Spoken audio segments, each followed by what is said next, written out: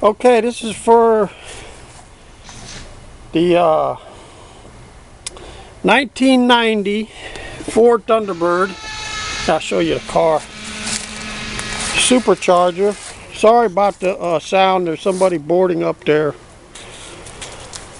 house for Hurricane Irma, so we'll have to deal with that sound right now. So when you start to have the supercharger trouble,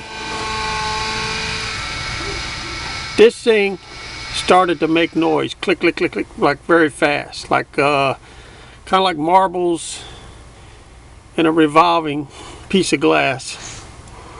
So you go online,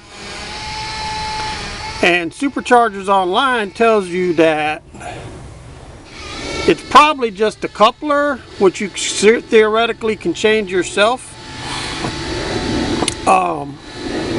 But actually, I found out as I started this little project, I was thinking, well, I could just save the money of having the supercharger rebuilt if I could just change that coupler.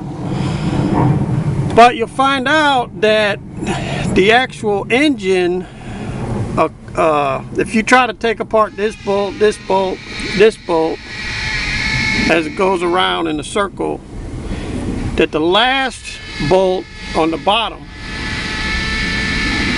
is blocked by the engine, very tight, blocked by the engine, which is behind the thermostat. So the thermostat housing area is blocking your last bolt, so you will not be able to take this off. Just the cone part and replace the coupler. So once that you've done all that, you realize you wasted a lot of time and effort removing things. So then you come to the conclusion that you got to pull the supercharger, and that becomes a very intimidating and a daunting task. However, I realized, having done it myself, it's not that bad. Okay.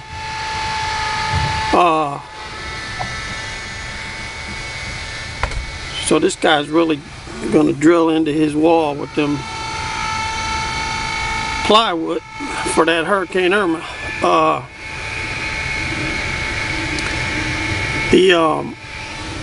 Once you realize that the supercharger does not actually have a sealed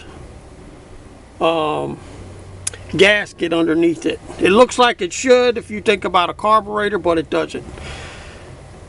It's actually just an open space that gets kind of filled with dirt. So that's not really a problem. So basically you mark these three because you got to pull this out of the way. So you mark your three spark plug wires, different colors, and take a picture.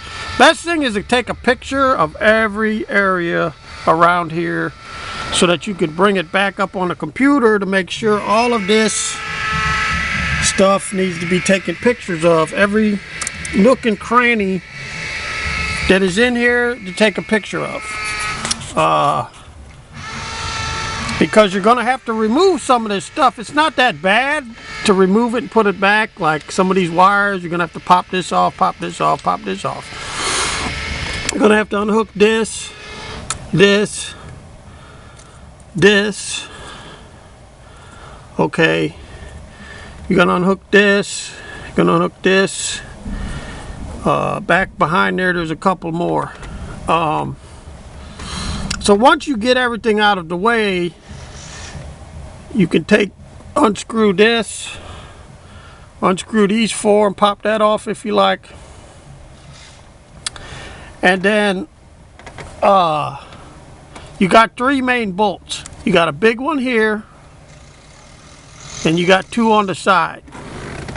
One there, smaller ones, and one there. Those three bolts hold it down. And like I said, there's no gasket there, so it's just going to come right up. But what's holding it, what's drawing the air is in here here, here is where your air flows. There's no airflow directly underneath it. Okay. Then you take it out as one piece. If you take this off first and you unhook it from here, this you leave connected.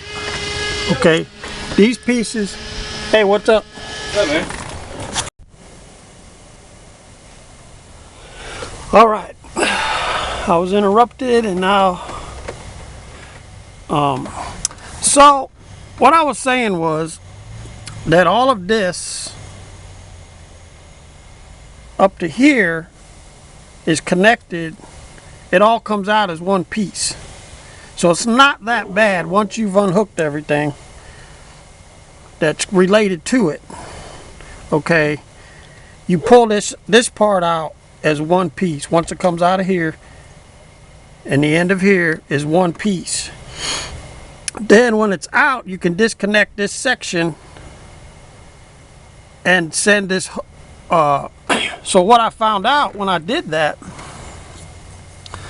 was that it wasn't the coupler. Okay, it was up here in the nose. This bearing was making noise, and so they rebuilt it for $500. Superchargersonline.com. And so there's really no reason to take the nose cone off, because you can't get it off anyway. You got to go ahead and just pull all it. It's not that bad. And then you put it, there's a website, if you Google enough, it'll tell you the torques. So you can torque this to the right, this to the right one. Sometimes I don't even go all the way to torque. I feel like I don't want to strip it. So if I feel like it's not even going all the way to the torque, I just stop, because I don't want a broken bolt. But and then